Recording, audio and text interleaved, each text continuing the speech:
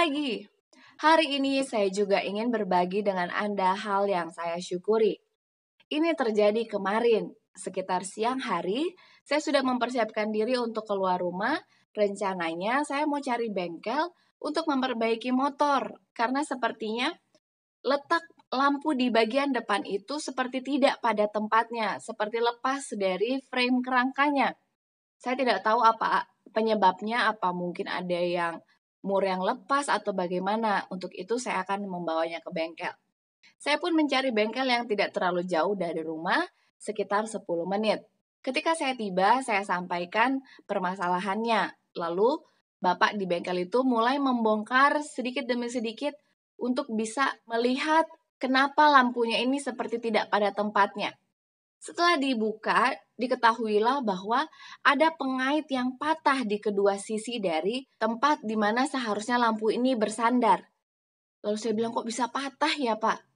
Saya juga nggak ngerti Bu. Kami pun berusaha menerka-nerka tapi sepertinya tidak mungkin karena nggak pernah tabrakan juga dengan benda keras. Karena biasanya cuma saya yang pakai dalam waktu 1 bulan ini. Dan tidak pergi ke tempat yang terlalu jauh, paling ke pasar, ke tempat-tempat yang dekat sekitar komplek perumahan saja. Saya pun tidak tahu apa penyebabnya. Lalu Bapak itu mulai mengakal-akali gimana lah caranya supaya bisa lampu ini bersandar kembali seperti semula. Mulailah Bapak itu ke dalam bengkel lalu diambillah kabel tie. Tapi dia coba-coba, wah nggak bisa nih Bu, kayaknya memang harus diganti. Ya udah Pak, terima kasih, saya bawa aja ke dealer resmi. Saya pun melanjutkan perjalanan ke dealer resminya. Saya bertanya kepada mbak-mbak petugas di sana, Mbak, kalau misalnya ganti casing yang ininya aja berapa ya? Lalu mbaknya langsung bilang, waduh Bu, itu harus PO lama loh Bu, sekitar 3 bulanan. Oh gitu ya, ya udah. Terima kasih informasinya, nanti saja akan saya ganti. Saya pun ingin kembali ke rumah, tapi tiba-tiba hujan turun dengan deras.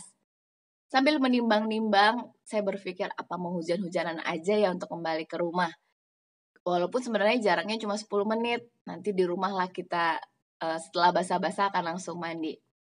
Karena memutuskan seperti itu, saya pun kembali memakai helm, lalu saya naik di motor, saya mulai melanjutkan perjalanan.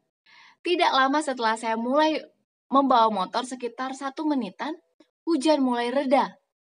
Jadi saya hanya basah sedikit. Wah, saya senang sekali. Saya terus-terus tiba di lampu merah masih aman. Terus-terus sampai akhirnya saya sampai di rumah. Saya buka pintu, saya masuk, saya mulai bersiap-siap untuk mandi karena memang tadi sempat basah sedikit.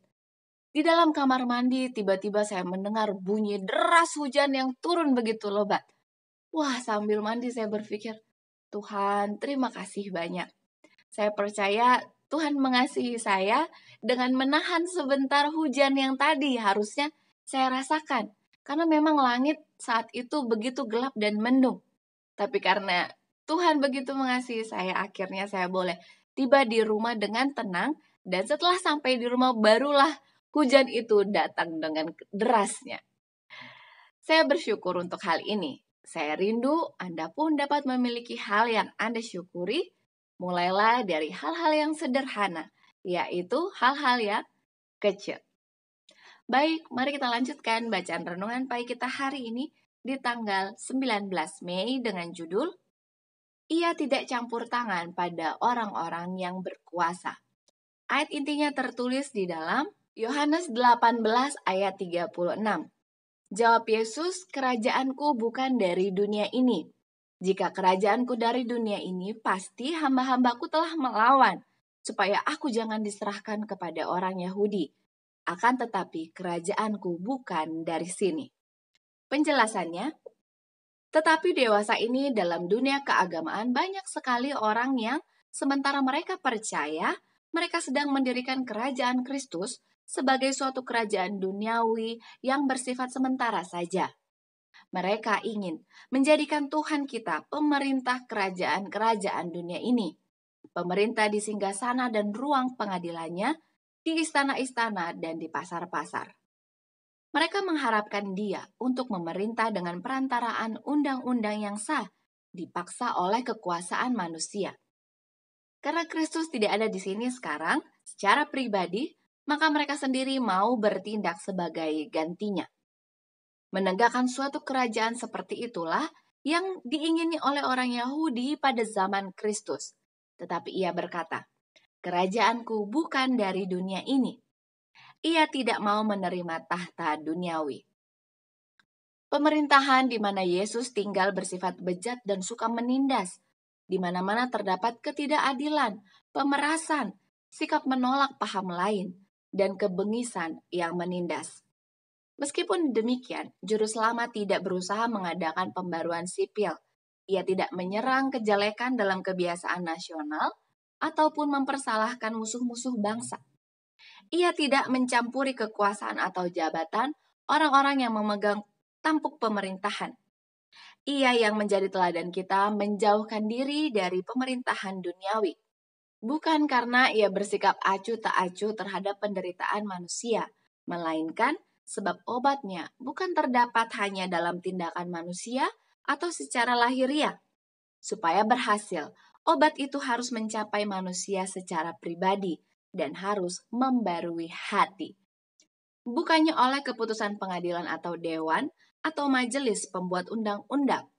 Bukannya oleh wewenang orang-orang besar di dunia kerajaan Kristus itu didirikan.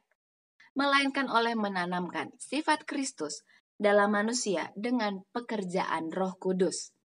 Tetapi semua orang yang menerimanya diberinya kuasa supaya menjadi anak-anak Allah, yaitu mereka yang percaya dalam namanya.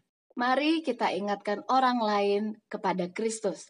Caranya bisa jadi kita membuat status, baik itu di media sosial kita, yang menceritakan tentang kasih Yesus. Bisa kita tuliskan ayat Alkitab atau lirik dari lagu-lagu rohani, ataupun kalimat-kalimat positif yang menceritakan tentang Yesus. Mari kita coba melakukannya hari ini. Slogan kita, awali hari ini dengan renungan pagi. Mari kita terus gunakan waktu kita untuk berdoa. Dan ketika kita berdoa kepada Tuhan, tidak harus menggunakan kata-kata yang rumit, kata-kata yang banyak dirangkai, ataupun yang sangat sulit untuk diucapkan.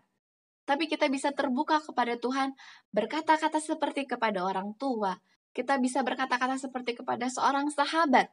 Karena Tuhan adalah sahabat terbaik kita, yang selalu ada dalam setiap kesukaran-kesukaran kita. Dan jika ada di antara Anda yang ingin didoakan, Anda dapat menuliskan usulan doa Anda di kolom komentar di bawah ini.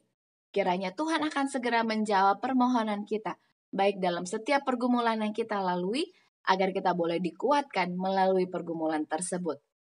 Saya juga rindu untuk membaca hal-hal yang Anda syukuri dalam hidup Anda. Kiranya hal-hal tersebut dapat menjadi berkat bagi setiap orang yang membacanya. Baiklah, terima kasih banyak. Mari kita berjumpa lagi esok hari untuk kembali mendengarkan kelanjutan bacaan renungan pagi kita. Sampai jumpa, kiranya Tuhan memberkati kita semuanya. Amin.